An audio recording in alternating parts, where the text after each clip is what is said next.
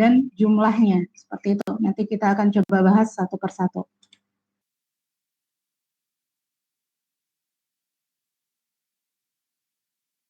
Sehingga setelah kelas ini selesai, diharapkan teman-teman dapat memahami konsep dari function overloading itu sendiri. Kemudian memahami apabila dua fungsi berbeda memiliki nama yang sama, bagaimana C++ menentukan fungsi mana yang akan dipanggil. Dan yang selanjutnya yaitu mengenal bagaimana fungsi berlebihan beban menambah keterbacaan program. Dan yang terakhir yaitu memahami cara penggunaan default parameter.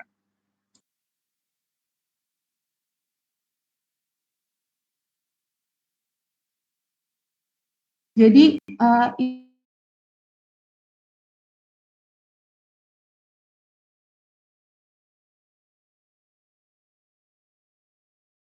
memiliki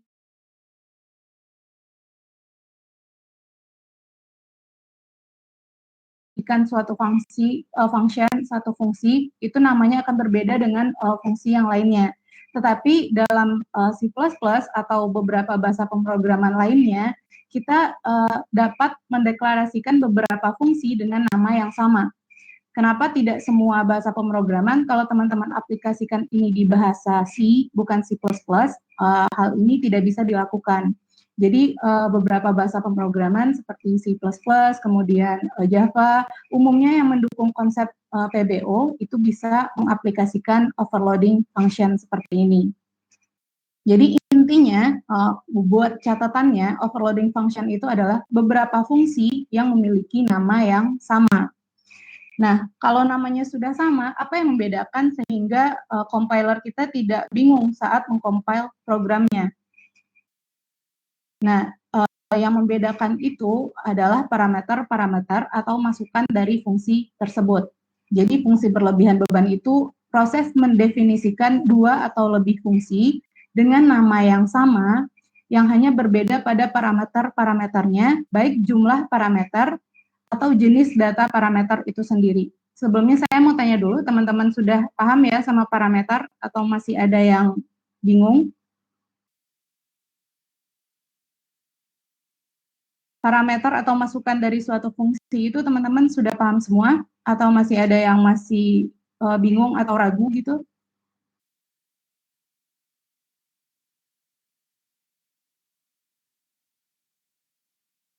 Oke, kalau diam saya anggap paham. Kalau seandainya teman-teman masih bingung, silakan ditanyakan saja daripada nanti kita udah terlanjur jauh belajar tentang overloading function-nya, tapi teman-teman aja masih nggak tahu apa itu parameter dari fungsi.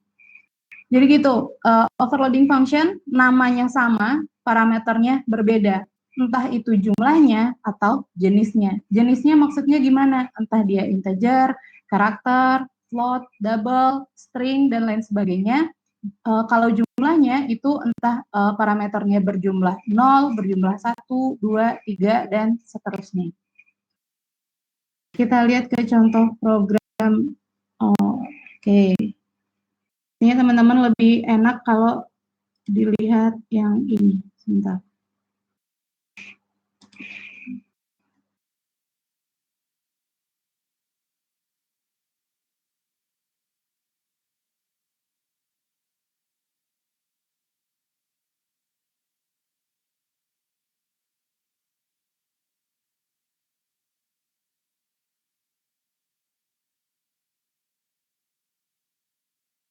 Oke, ini contoh yang 6_1. Jadi contoh yang pertama di slide-nya teman-teman. Kalau tadi lihat di PPT mungkin agak kesulitan, saya coba tampilkan yang udah dari IDE-nya saja. Jadi seperti ini, ada kelas namanya kelas greeting. Di dalam kelas tersebut ada dua fungsi, yaitu fungsi void show greeting dengan 0 parameter, dan void show greetings dengan 1 parameter yaitu string sapaan. Seperti ini. Kalau fungsi pertama dipanggil, kalau suatu objek menggunakan fungsi yang pertama, outputnya adalah tulisan selamat datang di fasilkonti USU. Apabila suatu objek menggunakan fungsi yang kedua, objek tersebut tentunya mempunyai parameter sendiri. Kenapa? Karena untuk menggunakan fungsi yang kedua, kita membutuhkan satu parameter. Maka output dari program tersebut adalah sapaan atau parameter dari objek tersebut. Nah, jadi di main-nya kita bikin dulu objeknya. Jadi objek dari kelas greeting itu adalah my message di sini ya, my MSG. Kemudian my MSG ini menggunakan fungsi show greetings yang mempunyai 0 parameter dan menggunakan fungsi show greetings dengan satu parameter yaitu string sapaan. Jadi sapaan di sini, parameternya di sini isinya adalah semoga sukses. Nah, saat teman-teman run program ini, output yang teman-teman peroleh adalah seperti ini. Jadi untuk yang pertama itu hasilnya adalah selamat datang di Fasilkom TI-USU karena dia menggunakan fungsi dari yang 0 parameter, dan yang kedua itu adalah parameter yang diinputkan yaitu semoga sukses. Jadi teman-teman bisa lihat nama fungsinya sama, sama-sama show greetings, tetapi parameter yang digunakan berbeda. Kalau yang pertama dia tidak ada input parameternya, sementara yang kedua ada satu input parameter yaitu string sapaan. Terus programnya tahu dari mana fungsi mana yang akan digunakan. Nah, saat kita menginput seperti ini, my message show greetings, kita tambahkan dengan tidak menggunakan parameter. Berarti otomatis programnya akan mencari fungsi yang tidak menggunakan parameter. Saat kita menambahkan objek yang menggunakan parameter, berarti otomatis programnya akan mencari fungsi yang menggunakan satu parameter. Seperti itu. Sampai di sini ada yang mau bertanya dulu atau bingung?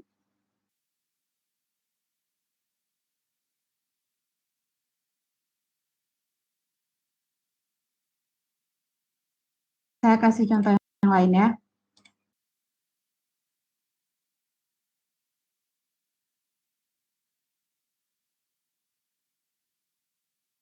Nah, contoh yang lainnya seperti ini. Kalau tadi ada 2 fungsi dengan nama yang sama, sekarang ada 3 fungsi dengan nama yang sama. Yang pertama yaitu fungsi tambah dengan 2 parameternya, yaitu variabel 1 dan variabel 2 yang sama-sama integer. Kemudian fungsi tambah lagi, namanya sama ya, tetapi parameternya ada 3 di sini. Kalau yang di atas parameternya 2, yang di bawah parameternya 3. Dan yang terakhir ada fungsi namanya tambah lagi, tetapi keluarannya yaitu string dengan parameternya yaitu string variabel 1 dan string variabel 2. Jadi nama ketiga fungsi ini sama, tetapi parameternya berbeda. Nah, saat teman-teman tulis di fungsi main-nya, misalnya seperti ini, input parameter 1 dan 2 dengan menggunakan fungsi tambah. Fungsi tambah yang ini, compiler kita akan langsung otomatis mencari nama fungsi yang namanya tambah. Dia cari dulu namanya. Fungsi yang namanya tambah. Ada 3 di sini. Terus dia lihat parameternya. Ada 2. Dia akan cari fungsi tambah yang menggunakan 2 parameter. Berarti dia akan menggunakan fungsi tambah yang ini. Kemudian begitu juga selanjutnya. Saat kita compile program yang ini untuk baris yang ini, yang kedua, nah, compiler kita akan mencari dulu fungsi yang namanya tambah. Dia cari ke atas, ada 3 fungsi yang namanya tambah. Terus, karena ada 3, dia akan melihat parameternya. Parameter di sini ada 3, berarti dia akan mencari fungsi tambah yang memiliki input 3 parameter. Berarti dia akan menggunakan fungsi tambah yang ini. Begitu juga dengan yang terakhir. Fungsinya sama, namanya tambah, dia lihat dulu semua list fungsi yang namanya tambah. Kalau dia cuma menemukan 1, berarti otomatis fungsi tersebut yang akan digunakan. Tapi saat dia menemukan 3 fungsi dengan nama yang sama, dia lihat lagi tuh parameternya. Nah, di sini input parameternya berupa string. Jadi dia akan memilih fungsi yang namanya tambah dengan input parameternya yang berupa string. Sehingga dia akan menggunakan fungsi yang ini. Compiler kita akan menggunakan fungsi yang ini. Jadi saat program ini kita run, kita dapat memperoleh hasil untuk keseluruhan perintah yang kita input atau yang kita masukkan. Seperti itu. Fungsinya fungsinya buat apa sih? Kenapa kita perlu membuat beberapa fungsi dengan nama yang sama? Kalau programnya teman-teman sederhana atau digunakan sendiri, mungkin tidak menjadi masalah. Tapi kalau seandainya teman-teman bekerja bersama tim seperti itu, terus fungsinya itu namanya berbeda-beda padahal maksudnya sama, itu akan sangat merepotkan. Jadi ini dibikin dulu wadahnya. Jadi untuk fungsi tambah itu teman-teman sudah sediakan, mau tambahnya integer, mau tambahnya double, mau tambahnya string sekalipun. Jadi saat seseorang nanti menggunakan fungsi tambah, input apapun yang dia masukkan itu bisa saja ada hasilnya, seperti itu. Jadi untuk memudahkan orang lain dalam memahami programnya kita. Kalau seandainya namanya berbeda-beda, ini kan fungsinya sama nih, menjumlahkan semua. Tapi kalau seandainya di sini namanya tambah 1, tambah 2, tambah 3, nanti kalau kita menggunakan fungsinya kita akan bingung. Kalau mau nambahin 3 parameter, namanya tambah apa ya? Seperti itu. Jadi akan membuat orang bingung. Tapi kalau seandainya namanya sama, ya udah tambah, masukkan aja parameter yang kita butuhkan berapa, terus hasilnya bisa keluar seperti itu.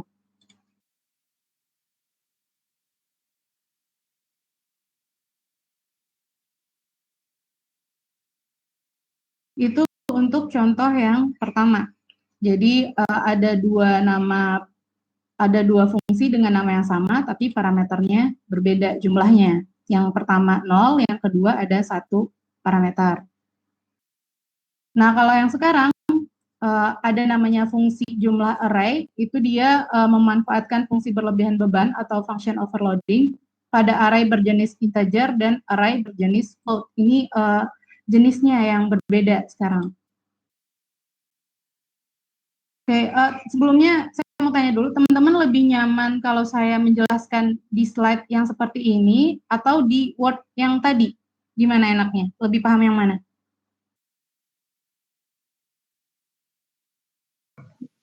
Yang kayak tadi, Kak. Yang kayak tadi ya? Oke, kalau gitu saya ganti dulu.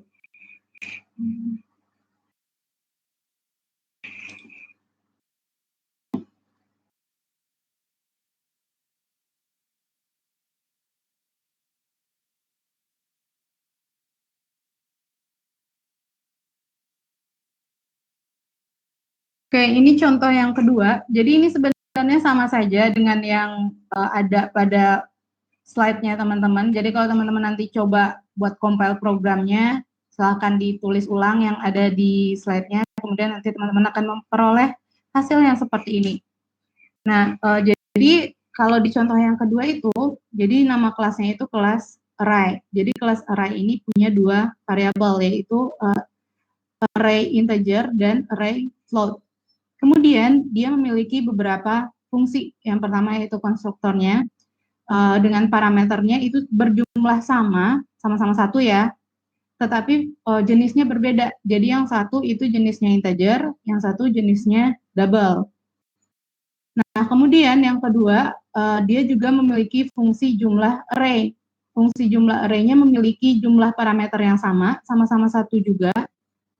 Tetapi yang pertama itu tipenya integer, yang kedua yaitu double.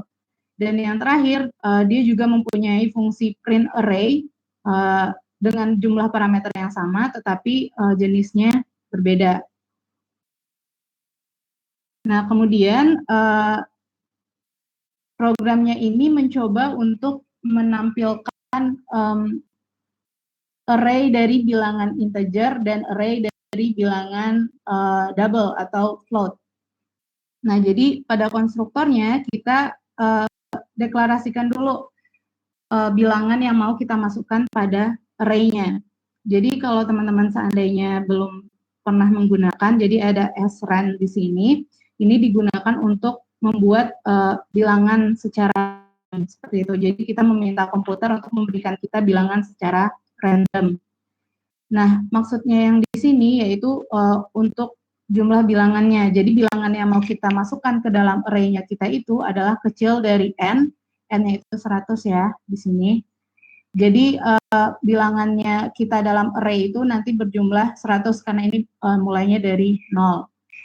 Nah, kalau yang ini run modulus n di sini, ini artinya bilangan yang akan kita inputkan nanti itu bernilai 0 sampai 99, jadi di bawah 100. Ini juga fungsi yang ada pada C++. Teman-teman bisa coba cek lagi nanti kalau mau menggunakan yang seperti ini. Jadi srun atau yang run pakai modulus, ini adalah fungsi-fungsi dari C++ yang bisa digunakan dalam pembuatan kode program seperti itu. Khusus untuk yang ini artinya adalah kita mau membangun suatu array dari bilangan random, di mana array-nya itu berjumlah 100 bilangan, dan bilangan yang kita inputkan pada array tersebut nilainya antara 0 sampai 99. Seperti itu. Begitu juga dengan fungsi yang di bawah, sama saja, tetapi di sini bilangannya yaitu berjenis float atau desimal.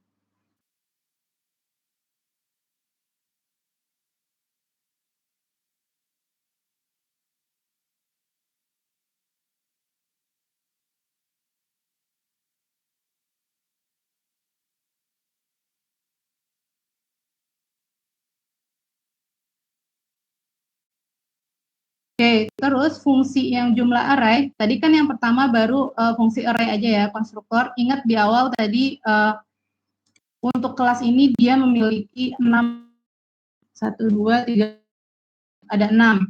Jadi yang fungsi yang array, yang konstruktornya, kita pertama itu mendeklarasikan dulu nilai yang ada array-nya.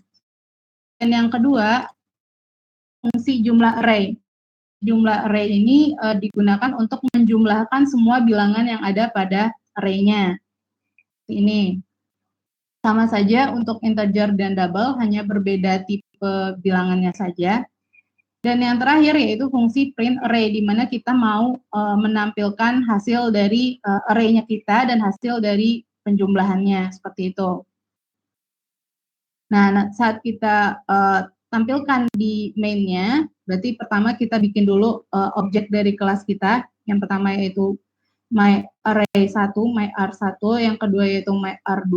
Kemudian kita menggunakan fungsi yang sama.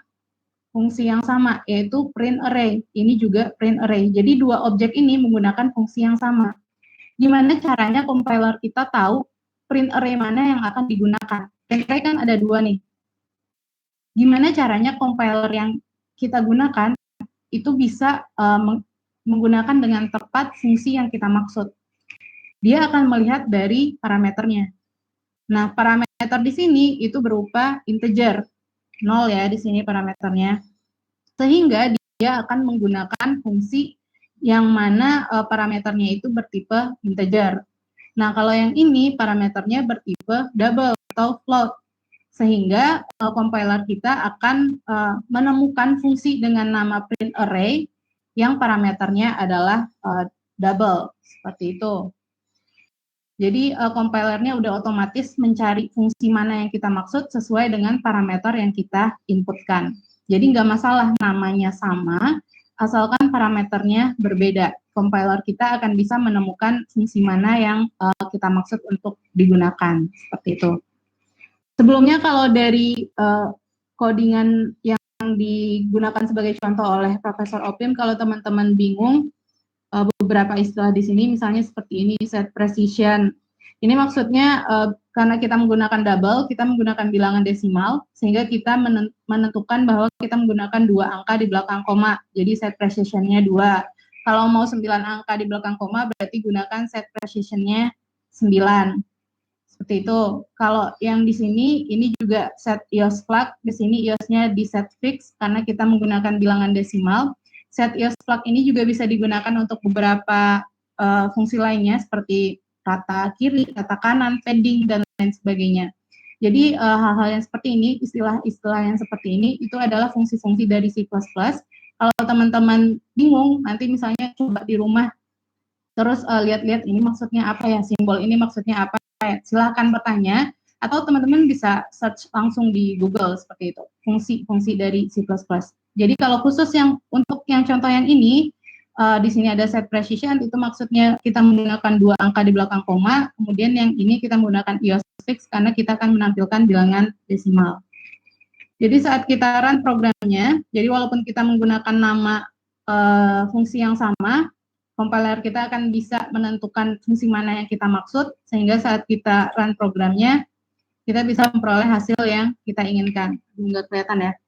Nanti silakan coba di compile sendiri di rumah untuk latihan. Jadi untuk yang array integer, dia akan menampilkan bilangan-bilangan integer yang berjumlah 100, di mana bilangan-bilangan itu angkanya adalah di antara 0 sampai dengan 99. Kemudian juga akan menampilkan jumlah dari array integernya. Untuk yang di bawah array float itu sama saja, jumlahnya juga 100, tetapi bilangan yang dimasukkan ke dalam array-nya adalah bilangan dengan tipe float atau bilangan desimal.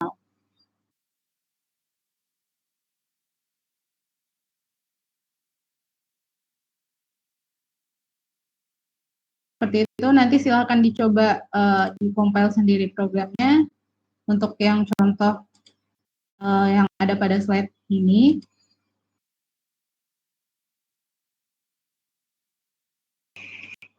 ini sama aja ya, cuma tadi sudah saya rangkum, sudah saya coba compile.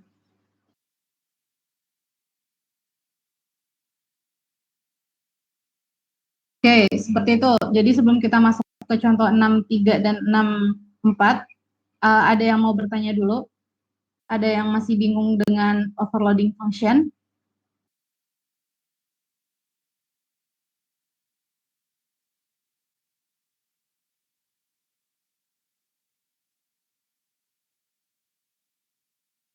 Tidak ada yang bingung?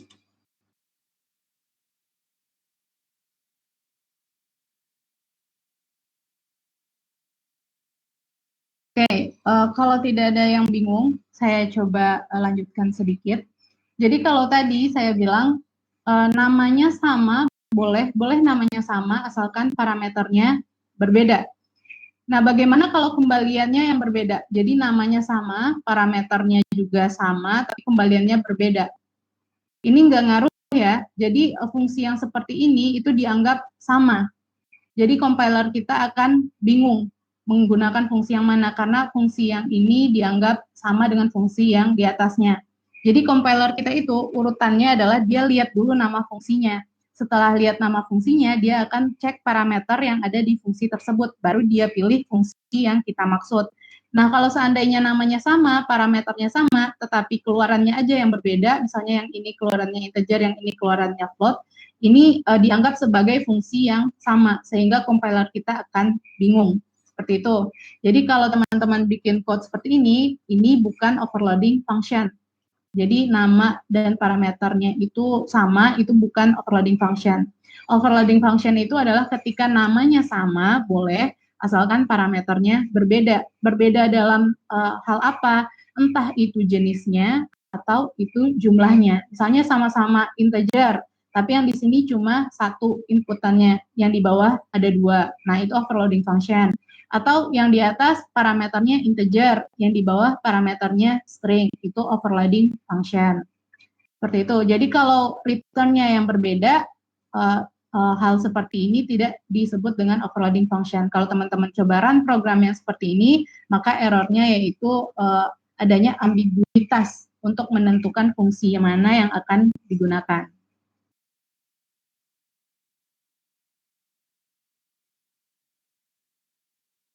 Oke, kalau seandainya tidak ada yang bingung, kalau kodenya seperti ini, hasilnya apa ya kira-kira? Untuk baris code yang ini, hasilnya apa?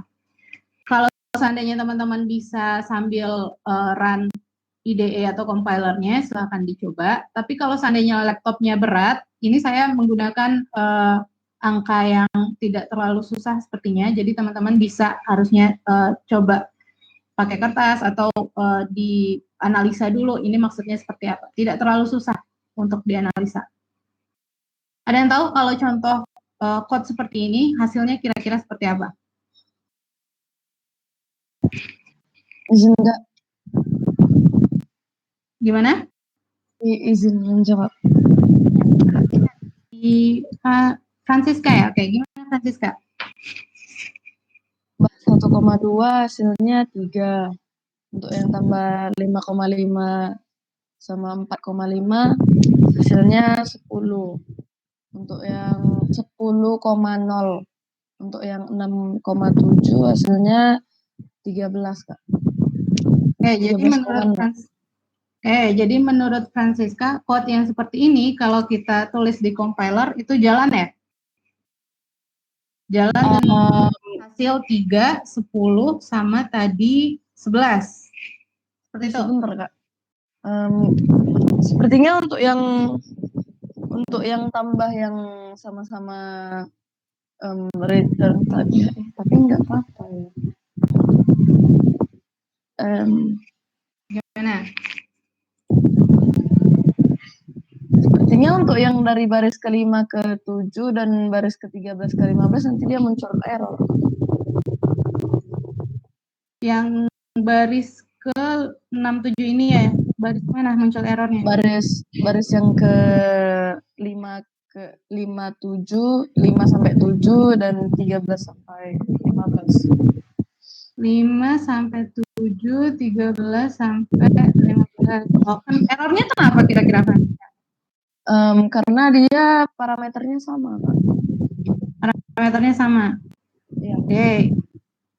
Yang lain ada ide yang berbeda atau sama dengan Francisca? Nggak bisa jalan. Dara nggak bisa jalan programnya. Coba di-compile ya ini ya. Pakai apa Dara compile-nya?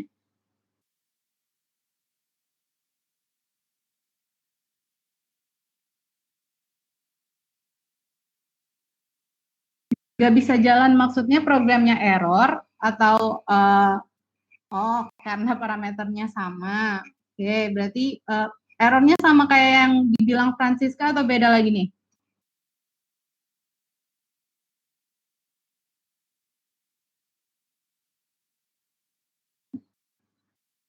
Tadi kan kata Francisca itu errornya ada di line 5 sampai 7 dan di line 13 sampai 15 karena parameternya sama.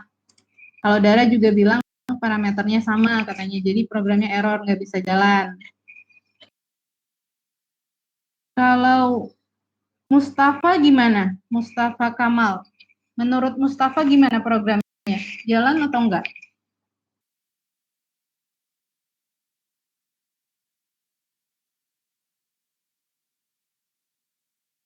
Mustafa? Mustafa bisa dengar saya?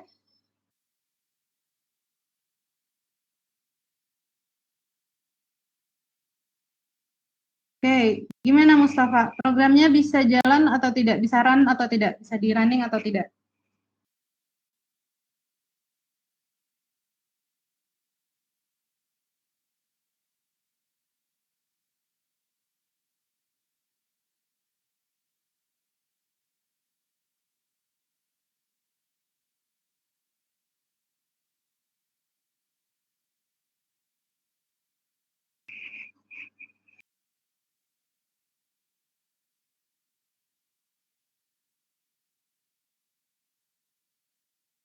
Sepertinya tidak, sepertinya tidak. Kenapa sepertinya tidak? Coba dijelaskan kenapa menurut Mustafa sepertinya tidak bisa.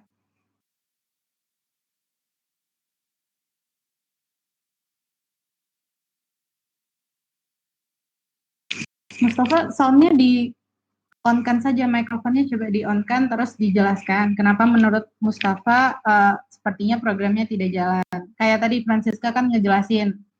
Sekarang coba Mustafa menjelaskan kenapa menurut Mustafa programnya tidak bisa di-running, seperti itu.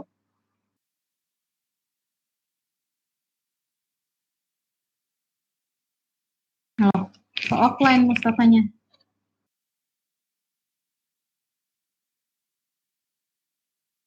Oke, sambil nunggu Mustafa buat online lagi, Afdoni gimana? Afdoni Prabawa. Ya. Gimana Afdoni, menurut Afdoni?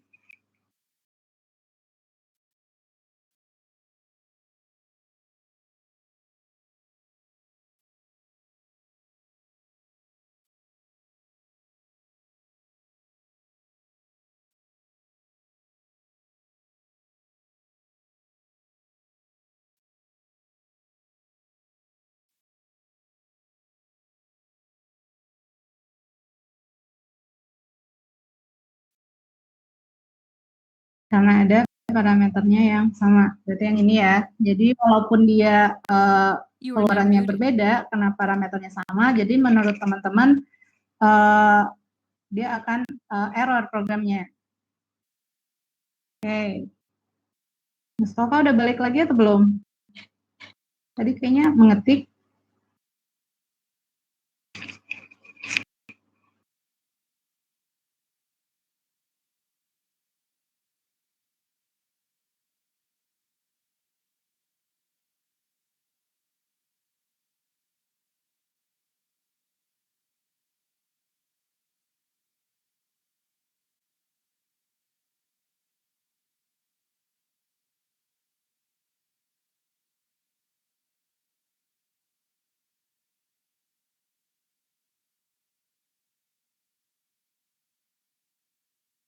Oke, nggak apa-apa. Silahkan. Gimana menurut Mustafa? Kalau susah diketikkan disampaikan saja. Kayak tadi Doni, kayak tadi Francisca juga.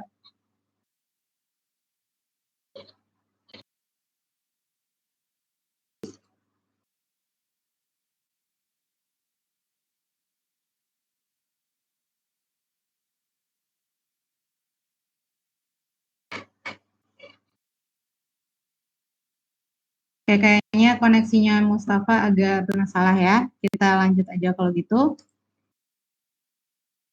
Jadi nanti benar, jadi kalau teman-teman coba run, itu errornya yaitu akan adanya ambiguitas. Jadi compiler kita tidak bisa menentukan fungsi mana yang akan kita gunakan karena parameternya sama. Sekarang yang ini. Samuel Rahmat. Samuel, kalau kodenya seperti ini, nanti outputnya apa ya Samuel? Ya Pak. Kalau kodenya seperti ini, menurut Samuel nanti outputnya apa? Kalau kode programnya seperti ini. Yang pertama, menurut Samuel programnya bisa di-running dulu atau tidak. Kemudian yang kedua, apabila bisa di-running, outputnya apa ya kira-kira dari kode yang ini? Bentar Kak, saya lihat dulu ya Kak. Ya.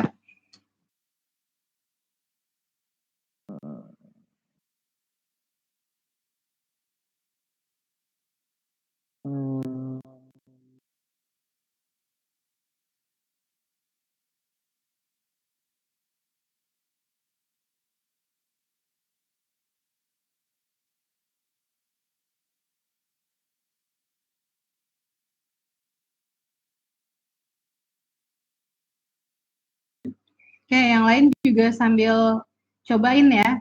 Menurut teman-teman, kalau kodenya seperti ini, programnya jalan atau tidak.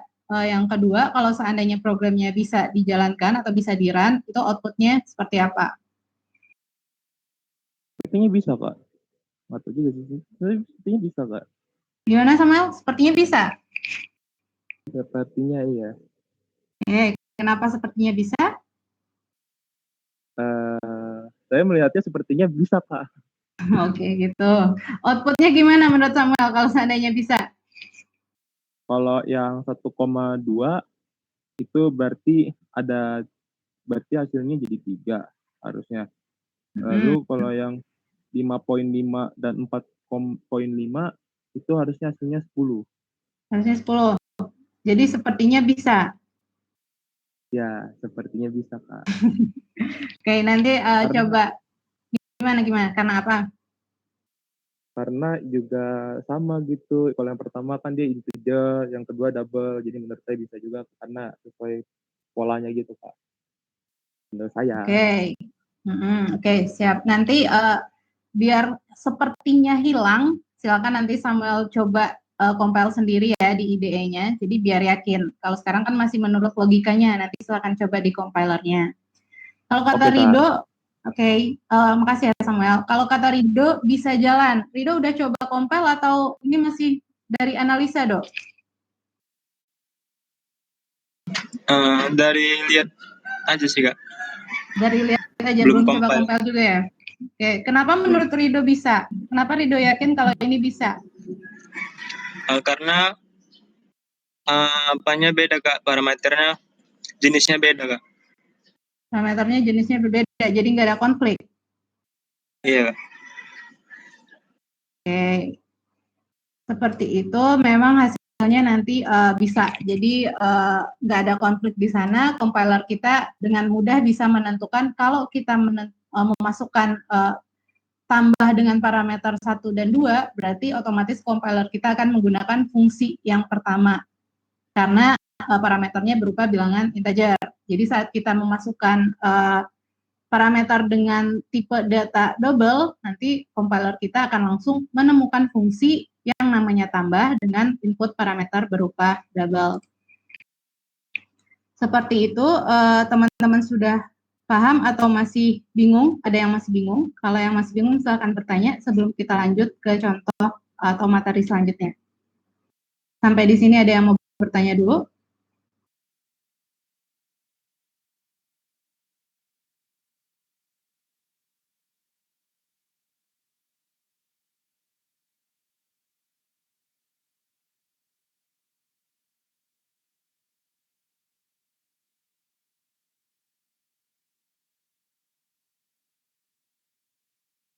Oke, kalau diam saya anggap paham ya, teman-teman. Kita lanjut kalau gitu. Tadi sudah kita singgung juga sedikit kalau ada perbedaan pada jumlah argumennya. Jadi ada yang argumennya 0. Argumen ini sama dengan parameter ya, jadi jangan bingung lagi. Jadi tadi ada yang argumen atau parameternya itu 0, ada yang 2, ada yang 3. Jadi salah satu ciri dari fungsi overloading itu adalah ketika jumlah argumennya berbeda.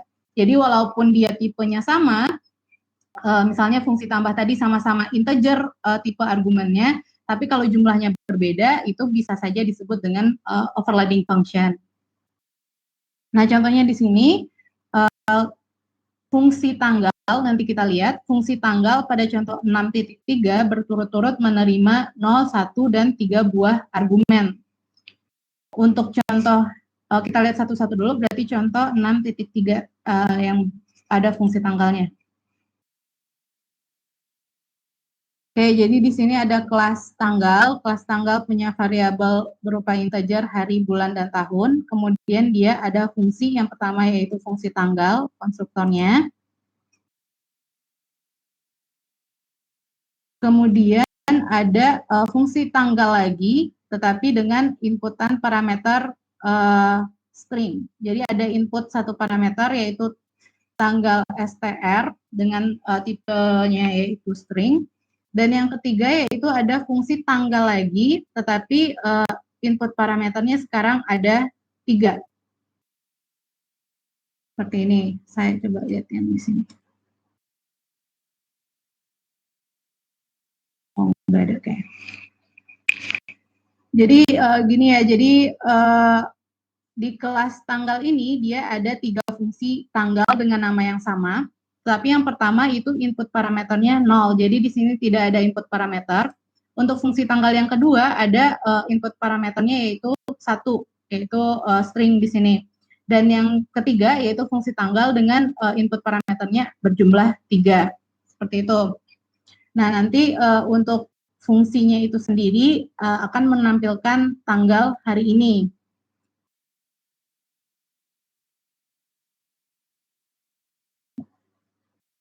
Agak susah ya kalau udah sini.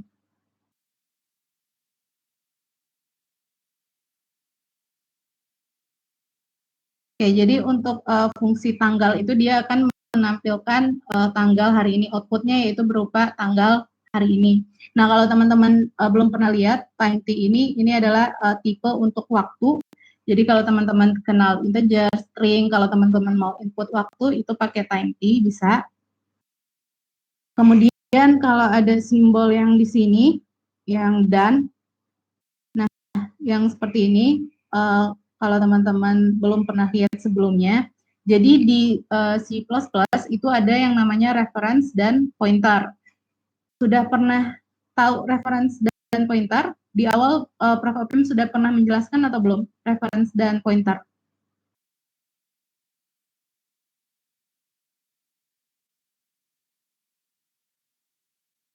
Udah pernah atau belum?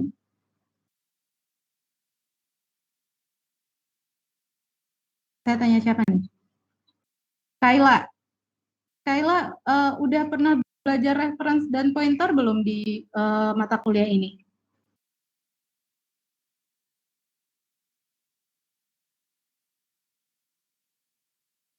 Kayla bisa dengar saya, Kayla?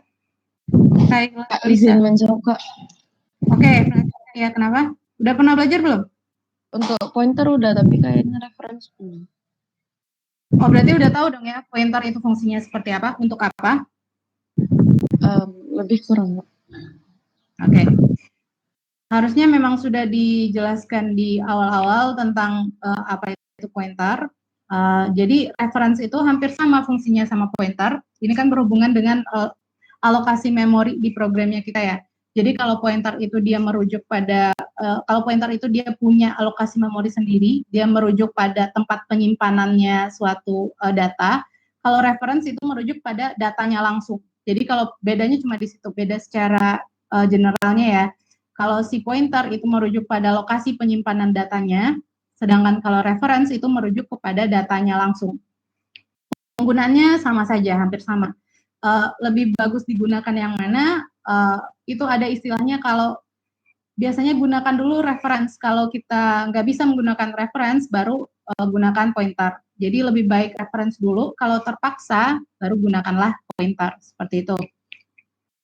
Nah, jadi dia mengatakan kalau variable time ini isinya adalah data dari variabel hari ini, seperti itu. Di sini si time untuk konversi ya, konversi tipe data time ke string. Jadi kalau nanti seandainya teman-teman coba baca lagi nih slide-nya di kosan atau di rumah, terus menemukan istilah-istilah atau simbol-simbol yang teman-teman belum paham, itu silahkan ditanyakan di pertemuan selanjutnya boleh, atau silahkan chat saya juga boleh dalam ini ya, dalam waktu kerja. Kemudian atau bisa coba search di Google langsung boleh, biar nanti teman-teman juga bisa lihat lagi tuh fungsi-fungsi yang lainnya, seperti itu. Nah, kalau yang ini dia fungsi tanggalnya tetapi dengan 3 input parameter.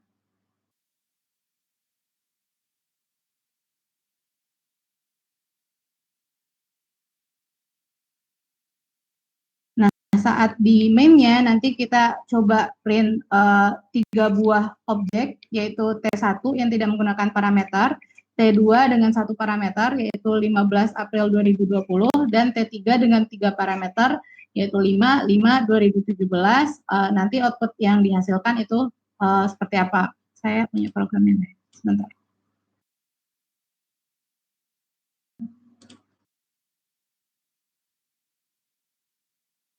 Oke. Kayaknya di sini lebih jelas ya.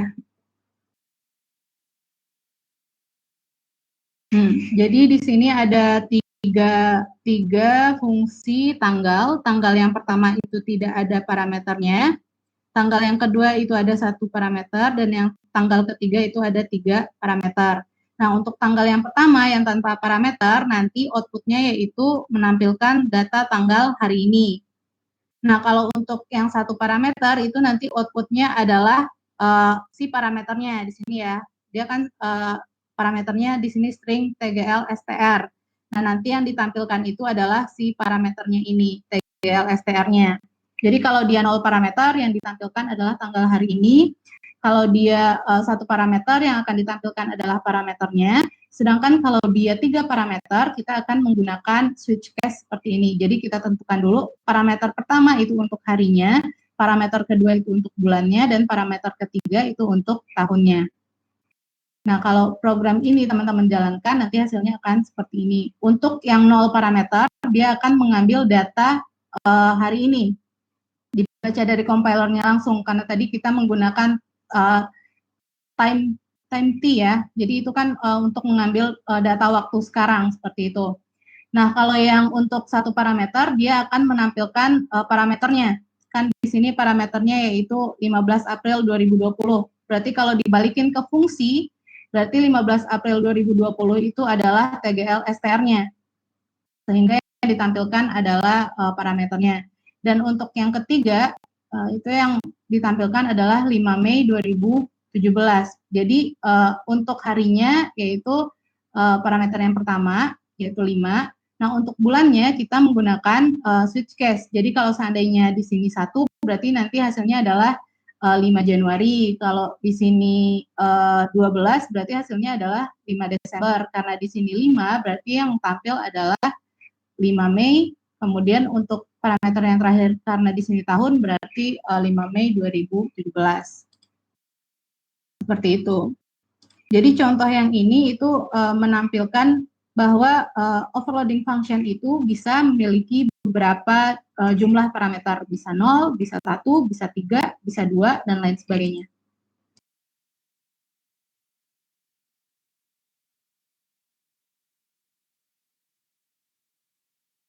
Oke, kalau yang di contoh 4, itu keterangannya tadi di awal, fungsi myGetLine pada contoh 64 itu menerima 0 dan 1 argumen. Oke, jadi di sini ada 2 fungsi myGetLine, di mana yang pertama itu mempunyai 0 argumen atau parameter, dan yang kedua itu ada 1 argumen atau parameter.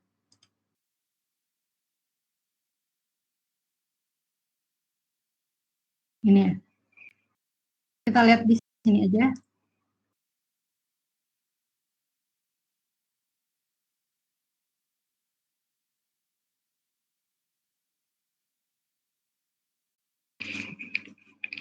Oke, jadi ini contoh yang 64. Nanti kalau teman-teman mau coba compile, silahkan ditulis ulang kodenya. Jadi yang pertama yaitu ada kelas teks. Jadi kelas teks itu punya satu variabel yaitu teks dengan T kecil seperti ini ya. Nah, kemudian kelas teks ini punya fungsi myGetLine. Jadi yang pertama fungsinya itu tidak mempunyai parameter atau 0 di sini, 0 argumen. Dan yang kedua, fungsi myGetLine yang kedua itu mempunyai 1 parameter yaitu karakter di sini ya. Nah, kemudian isi fungsinya itu sendiri sama. Kalau di sini itu maksudnya, di sini maksudnya for pieces of text.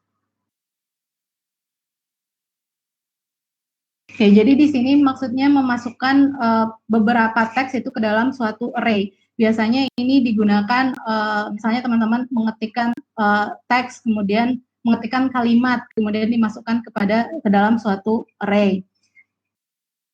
Slice n itu new line, garis baru ya. Kalau di sini slice 0 ini maksudnya adalah null.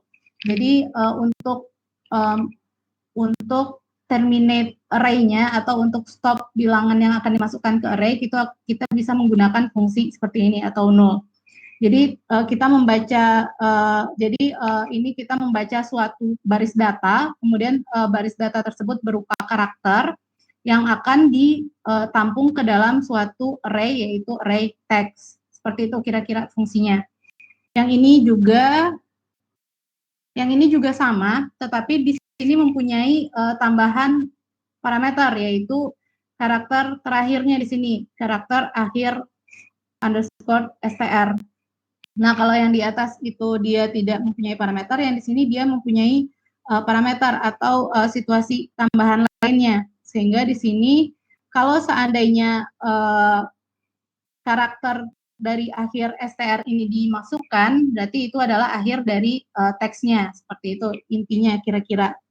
Mungkin teman-teman nanti akan lebih paham kalau kita langsung coba run programnya. Kalau secara umum, kalau saya lihat dari kodenya ya, itu intinya adalah kita menuliskan suatu kalimat yang berisikan karakter-karakter, kemudian kita masukkan ke dalam suatu array.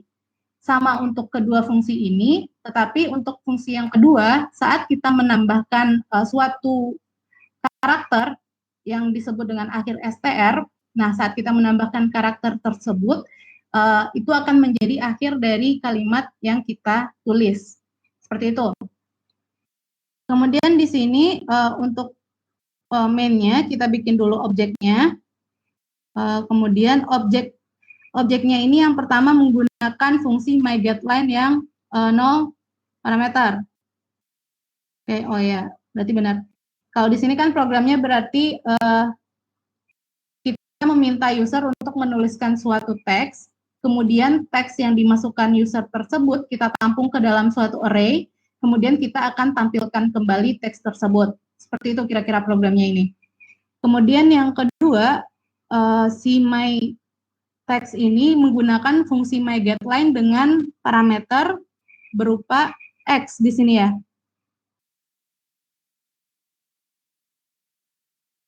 Oke, di sini jadi kalau yang pertama dia nggak ada parameternya, yang kedua dia menggunakan fungsi myGetLine dengan parameter berupa X. Jadi X ini digunakan sebagai karakter akhir underscore str-nya.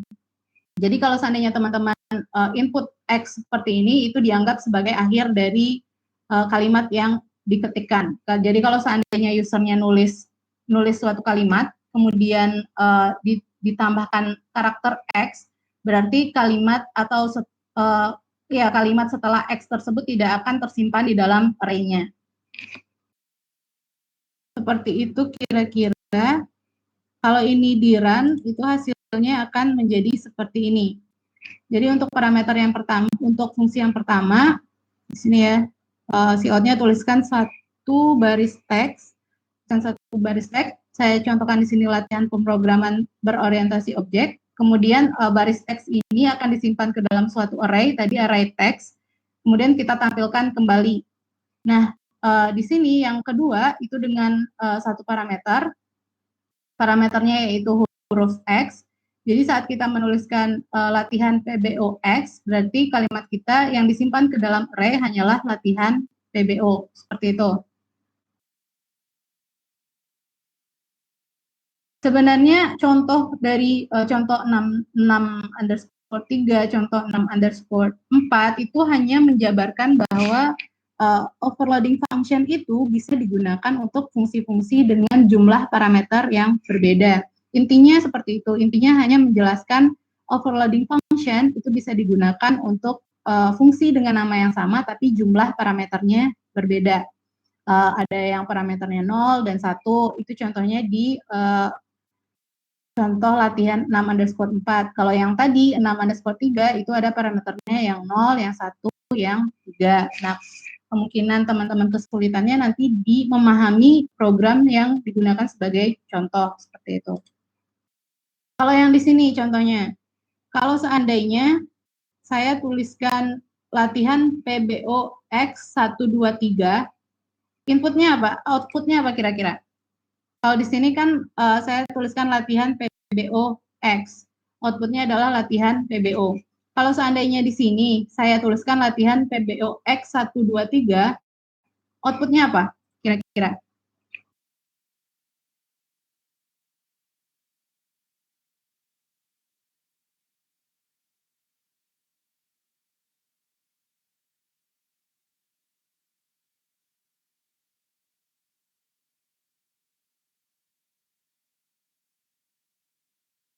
Latihan PBO aja ya, karena X di sini saat kita deklarasikan pada fungsi sebelumnya yaitu sebagai akhir dari array-nya. Itu ada di bagian sini, teman-teman. Jadi kalau seandainya input yang kita masukkan itu, ini inputnya, sama dengan parameter yang kita inputkan, yaitu kalau di sini kan jadi X ya, maka programnya akan break atau selesai di sana. Jadi teman-teman coba pahami juga contoh dari program yang digunakan, program ini yang digunakan sebagai contoh seperti itu.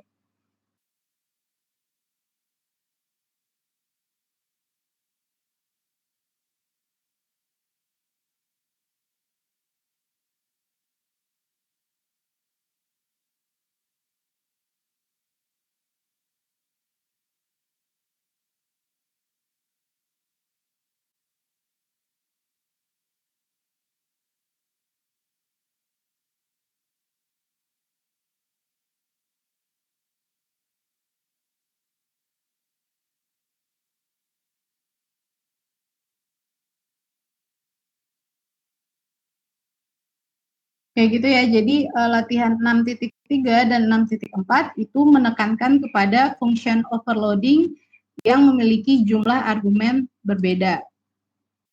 Kemudian kita lanjut ke default parameter. Jadi default parameter itu dapat kita gunakan untuk menghemat penulisan fungsi karena definisi fungsi itu cukup kita berikan sekali di awal. Bentar.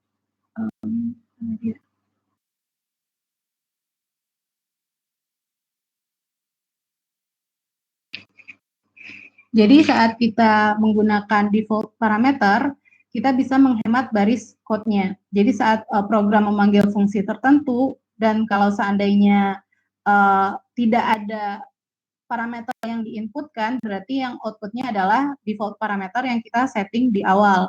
Kalau seandainya programnya memasukkan satu parameter atau dua parameter, sementara default parameternya akan ada berjumlah 3, maka parameter yang diinputkan program itu akan mengganti default parameter pertama dan kedua. Kita langsung coba di programnya aja, biar teman-teman bisa lebih paham.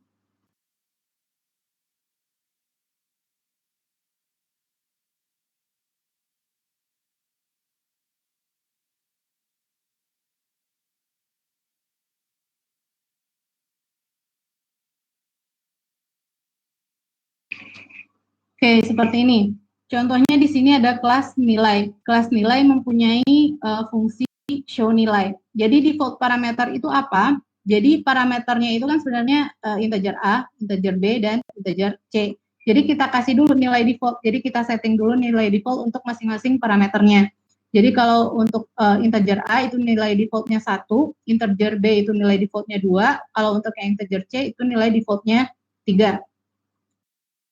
Nah, saat kita membuat suatu objek dan apabila objek tersebut menggunakan fungsi show nilai, itu kita akan lihat parameter dari objek tersebut. Contohnya yang di sini, objek myNilai itu menggunakan fungsi show nilai dengan parameternya yang 0.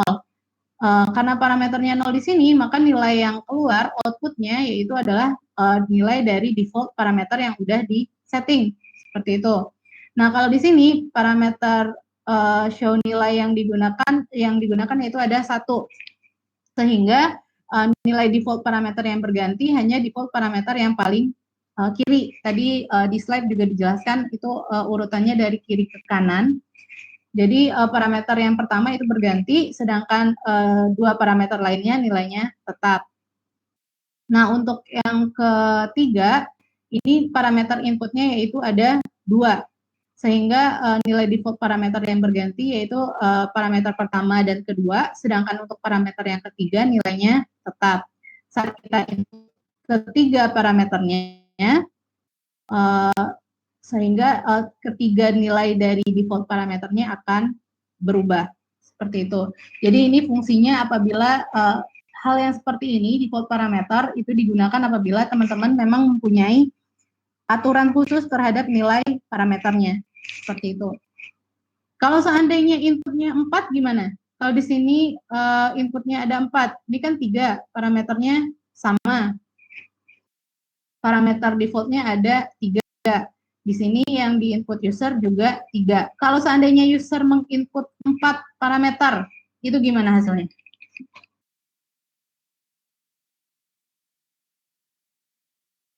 Oke, saya ulang sekali lagi. Di sini fungsinya, fungsi show nilai itu mempunyai 3 parameter. 3 parameter ya, dengan nilai parameternya udah diatur di awal atau dikenal dengan default parameter. Nah, nanti usernya coba coba menggunakan fungsi dengan parameter yang berbeda-beda. Ada dia menggunakan fungsi dengan nilai parameternya 0, 1, 2, 3, itu hasilnya masih keluar. Nah, kalau seandainya si user, nanti si objeknya nih ya, kalau myNilai menggunakan fungsi show nilai, tapi dia menginputkan 4 parameter, itu hasilnya gimana kira-kira?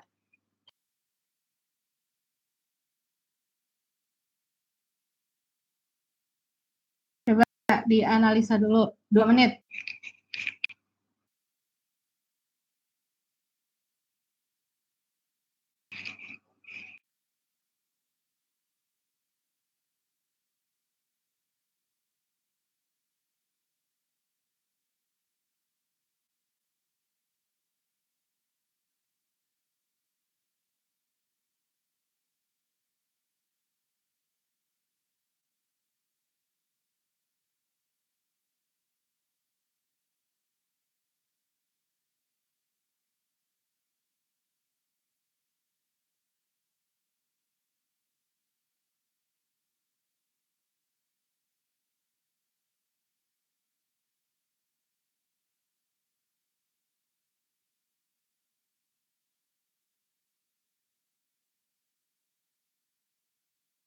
Oke.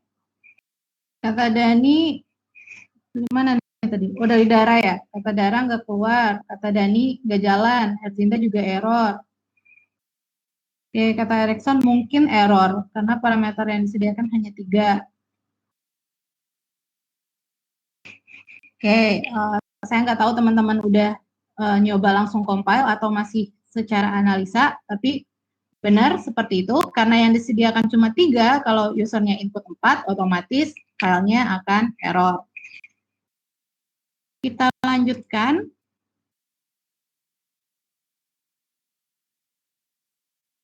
Jadi itu ya fungsi untuk maksud dari default parameter itu, teman-teman bisa mengatur default parameter pada overloading functionnya itu.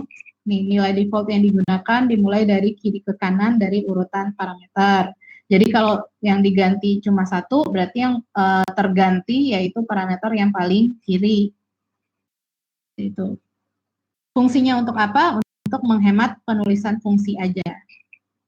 Karena definisinya cukup diberikan sekali di awal, jadi nggak perlu definisikan nilai lagi untuk setiap fungsinya. Sehingga kalau teman-teman, kapan digunakan default parameter ini? Kalau seandainya nilai dari parameternya itu tidak akan berubah.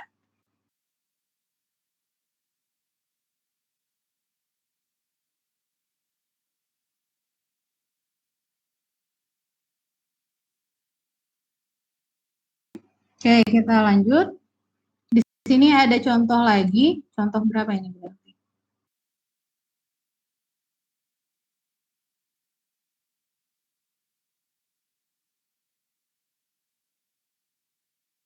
Contoh 6.6.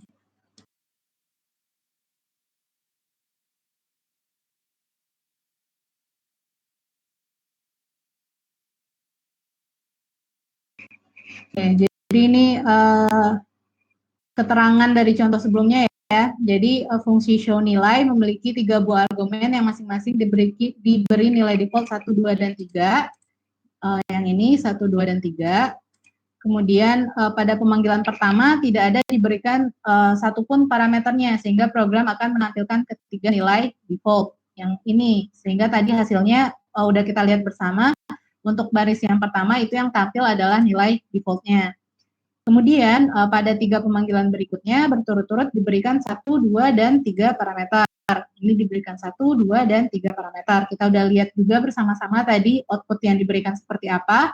Saat diberikan 1 parameter, berarti nilai default parameter yang terganti adalah nilai default parameter yang paling kiri, seperti itu. Nah, kemudian lanjut, contoh selanjutnya yaitu program yang memperlihatkan bagaimana default parameter dapat membantu penghematan penulisan kode program sehingga membantu meningkatkan keterbacaannya. Jadi kalau tadi kan udah dijelaskan fungsi dari default parameter itu untuk bisa menghemat kode program, seperti itu, lebih ringkas karena kita cuma perlu mendeklarasikan parameternya 1 kali. Kemudian diberikan contoh nih di sini yang mengaplikasikan langsung default parameternya untuk menghemat kode programnya. Jadi program ini menggabungkan 2 fungsi, yaitu fungsi myGetLine pada contoh program 6.5 dengan cara memberikan nilai default untuk parameter ketiga. Oke.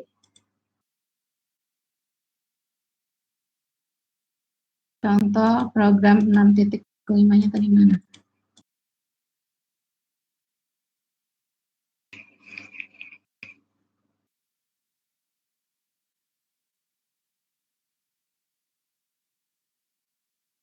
Oke, jadi dia menggabungkan contoh program 6.4 6_4 di sini ya. Di sini kan ada fungsi myGetLine.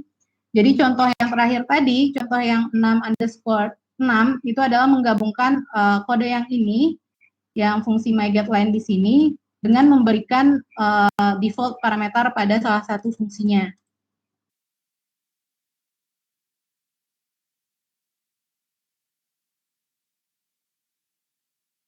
Ini pada program 6.4 mungkin maksud beliau. Oke. Jadi di sini fungsi myGetLine yang di awal tadi kan yang pertama itu tidak mempunyai parameter, yang kedua itu mempunyai parameter. Nah, ini coba digabungkan dengan memberikan nilai default untuk parameternya.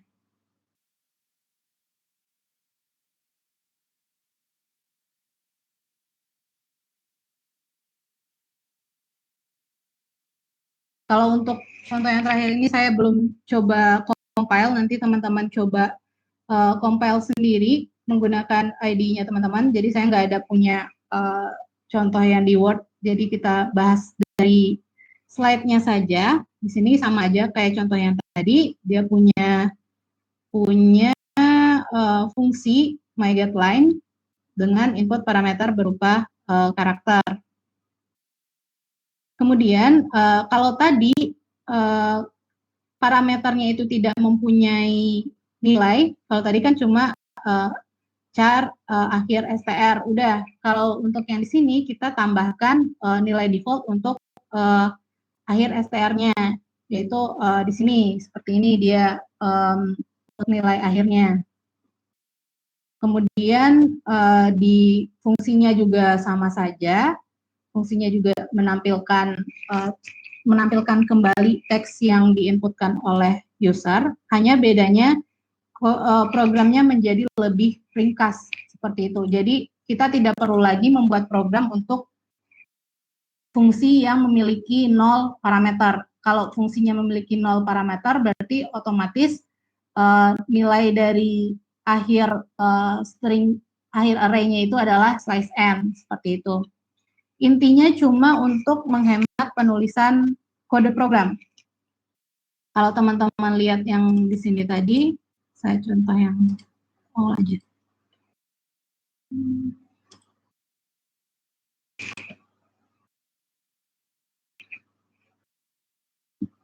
Yang ini ya, kalau di sini kan untuk karakter akhir str-nya itu belum ditentukan nilai default parameternya. Sehingga untuk yang tidak mempunyai parameter, kita perlu menuliskan satu baris kode sendiri, di mana batas akhirnya itu adalah slice n, saat usernya enter. Ingat ya, kalau slice n itu n-line. Jadi batas terakhir dari array-nya itu diinputkan adalah setelah usernya itu enter. Nah, kalau di contoh yang terakhir tadi, kalau teman-teman coba compile programnya, teman-teman tidak perlu membuat baris kode yang ini, baris kode untuk fungsi dengan 0 parameter. Kenapa? Karena otomatis fungsi dengan 0 parameter itu batas terakhirnya yaitu saat user menekan enter atau slash line. Karena tadi di sini di akhir underscore str-nya itu didefinisikan slash n. Jadi kalau seandainya diaplikasikan, teman-teman akan hemat satu blok code yang seperti ini. Jadi di sini tidak perlu digunakan lagi, langsung ke sini saja. Seperti itu kira-kira kalau teman-teman coba compile. Nanti silakan coba compile di rumah, silakan coba compile sendiri. Kalau seandainya masih kurang paham, silakan ditanyakan di pertemuan selanjutnya.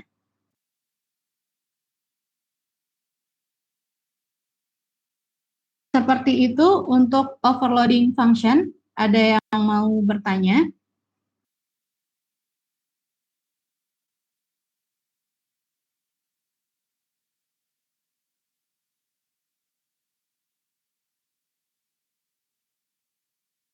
Tidak ada yang bertanya? Sudah paham semua? Intinya cuma itu ya, overloading function itu beberapa fungsi namanya sama, parameternya berbeda. Berbedanya bagaimana? Bisa dari jenisnya atau dari jumlahnya. Untuk apa kita gunakan? Untuk mempermudah keterbacaan dari programnya kita, untuk meringkas kodenya kita, untuk memudahkan orang lain menggunakan programnya kita, seperti itu. Karena kalau kita kerjanya tim, kan nggak kita sendiri yang melihat kodenya kita. Anggota tim juga menggunakan kode yang kita bangun, seperti itu istilahnya. Jadi untuk mempermudah. Intinya cuma itu untuk overloading function. Nah, di awal tadi saya bilang kalau hari ini kita akan membahas salah satu dari 4 konsep dasar PBO. Yang kita bahas dari tadi adalah mengenai overloading function. Menurut teman-teman, overloading function ini menggunakan yang mana sih dari 4 konsep dasar PBO? Kalau teman-teman lupa, 4 konsep dasar PBO itu, saya kasih tahu ya, ada inheritance, ada enkapsulasi, ada abstraksi, dan polymorphism. Saya udah kasih tahu tuh. Nah, dari 4 ini, menurut teman-teman, function overloading itu masuk ke kategori yang mana? Coba dianalisa dulu. Dulu di awal kita udah pernah bilang, saya udah pernah sampaikan ada 4 konsep dasar dari PBO. Nah, sebelum UTS kita udah mempelajari salah satunya, yaitu konsep inheritance yang akan menghemat kodenya kita. Nah, kalau sekarang kita belajar mengenai function overloading, itu masuk kategori yang mana?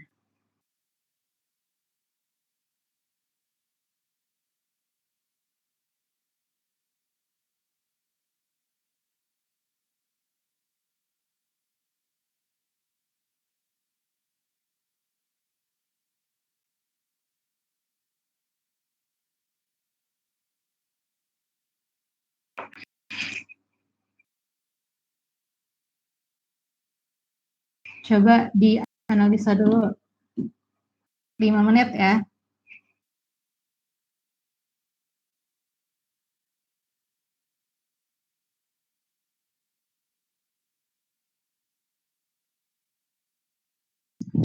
Izin Kak, Iya, silakan. menurut saya itu termasuk dalam polimorfisme. Kenapa gitu, Francisca?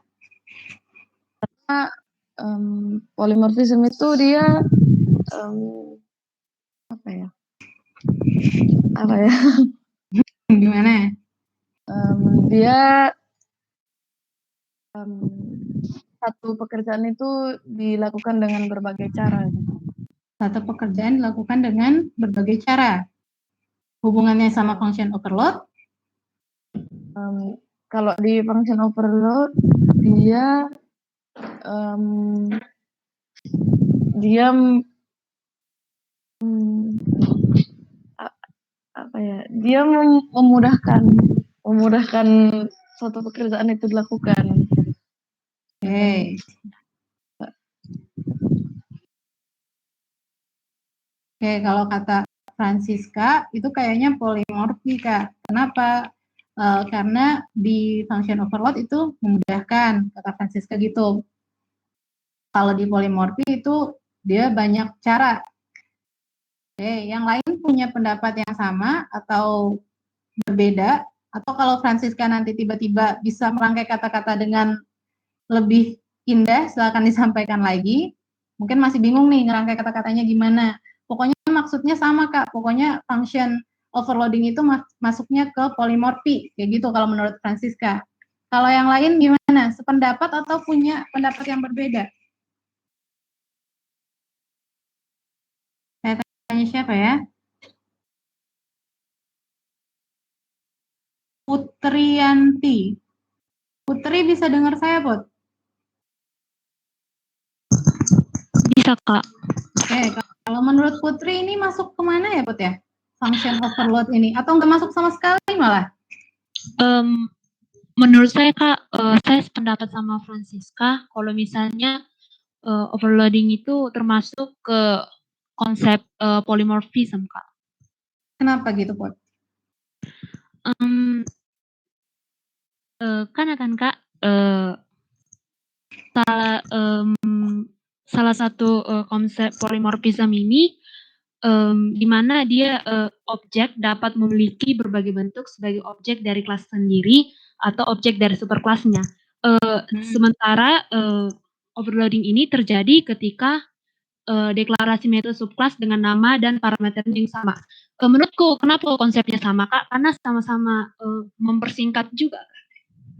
Sama-sama mempersingkat. Iya, Kak. Oke, kalau kata Putri sama, Kak, polimorfi juga karena sama-sama konsepnya mempersingkat. Oke, kita tanya yang lain coba. Sabita. Sabita ya ini panggilannya. Sabita Mufliza. Bisa dengar saya?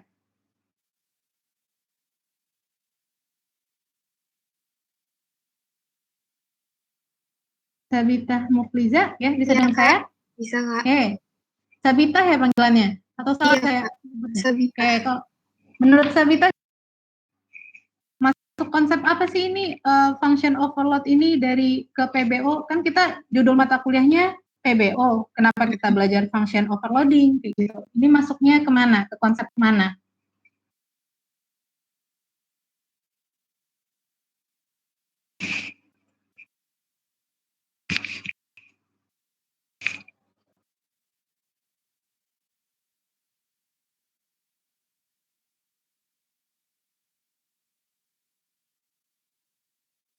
Sabita? Iya, Kak. Oke, gimana? Oh, masih ini merangkai kata-kata. Bentar ya. Oke.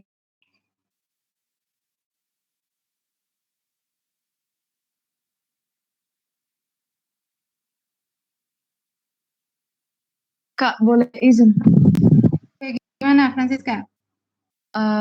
Jadi kan polimorfisme itu adalah suatu konsep yang menyatakan bahwa sesuatu yang sama memiliki bentuk dan perilaku yang beda. Jadi maksudnya sesuatu yang sama itu adalah fungsi kita yang memiliki nama yang sama itu tadi, Kak.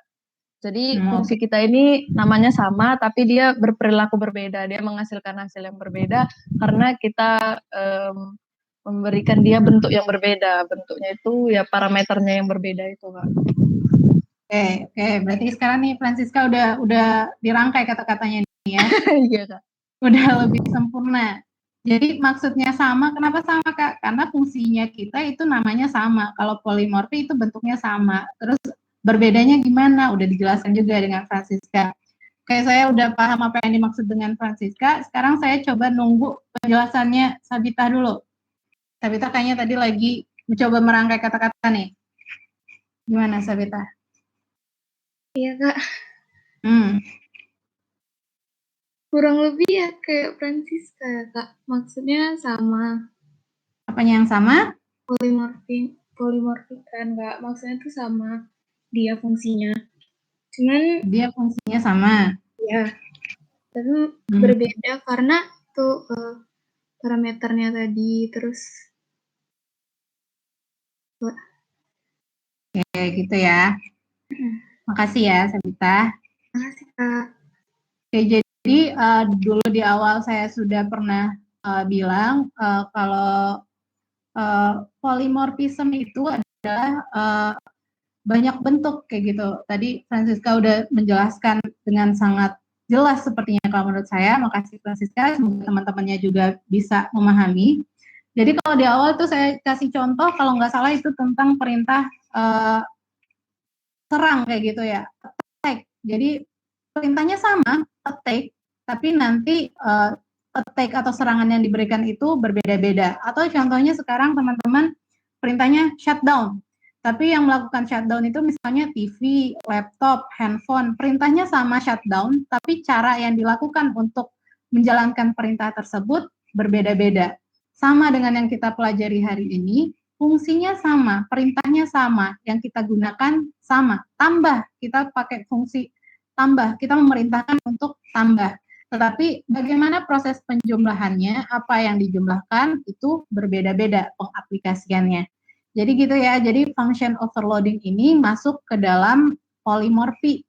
Jadi kenapa kita kuliahnya PBO tapi belajarnya function overload, alasannya ini, function overloading ini salah satu pengaplikasian dari 4 konsep dasar PBO yaitu polimorfi, seperti itu. Jadi kalau nanti seandainya teman-teman udah coba bangun program sendiri, kalau kemarin ilmunya adalah biar nggak berulang-ulang penulisan kode programnya, coba pakai inheritance. Jadi nggak usah mendeklarasikan variabel berulang kali, turunin aja dari kelas induknya. Sekarang teman-teman tambah ilmu lagi. Kalau seandainya memudahkan bagi kita untuk menggunakan nama fungsi yang sama, gunakan saja fungsinya dengan nama yang sama, tapi bedakan parameternya. Seperti itu. Itu untuk function overload. Ada yang mau ditanyakan tentang materi kita hari ini?